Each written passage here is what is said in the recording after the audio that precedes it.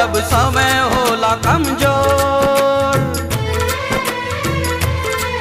जब समय होला कमजोर तो हर कोई साथ छोड़ देला।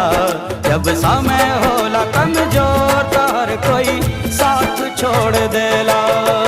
हित परित हिताई मिताई जात छोड़ देला। हित परित हिताई मिताई जात छोड़ देला। जब समय होला कमजोर, जब समय होला कमजोर तो हर कोई साथ छोड़ देला। जब समय होला कमजोर तो हर कोई साथ छोड़ देला।